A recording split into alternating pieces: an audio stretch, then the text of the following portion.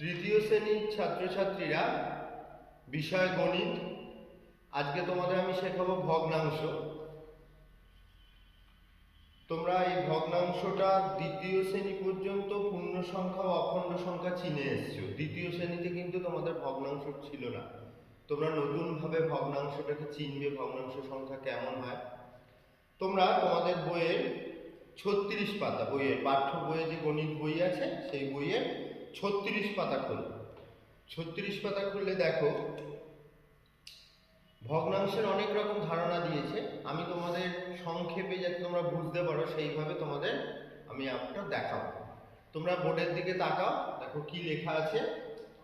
কোনো একটি সম্পূর্ণ বা অখণ্ড বস্তুকে, মানে যেটা খণ্ডন নয়, যেটা ভাঙা নয়, গোটা সম্পূর্ণ বস্তুকে যদি কতগুলো সমান অংশে ভাগ করি তবে তার একের বেশি অংশকে বলা হয় ভগ্নাংশ।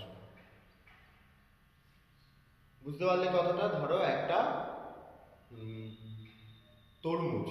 তরমুজকে 4টে টুকরো করলে, 4টে টুকরো হলো, সেই 4টে টুকরোটা ভগ্নাংশের তলায় থাকলো, আর 4-এর মধ্যে থেকে ধরো তুমি এক টুকরো খেলে, ওটা মাথায় 1 হলো, তাহলে 1-এর 4। তাহলে ভগ্নাংশ কেমন হবে? গোটা সংখ্যা থেকে মাঝখানে একটা ডিভিশন দাগ থাকবে, সেটা তোমরা বোর্ডে দেখতে পাবে। বোর্ডের দিকে তাকাও আবার। ভগ্নাংশ কথার অর্থ হলো ভগ্ন প্লাস অংশ, মানে ভাঙা অংশ, ভগ্নাংশ।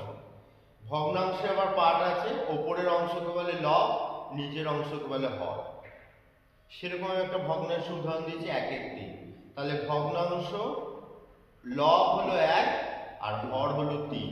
এটা নিয়ে একটা ভগ্নাংশ গঠিত হলো।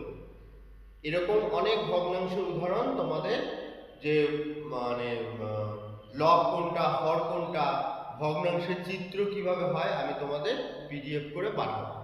তখন তোমাদের আরো ভগ্নাংশ সম্পর্কে ধারণা স্পষ্ট হবে।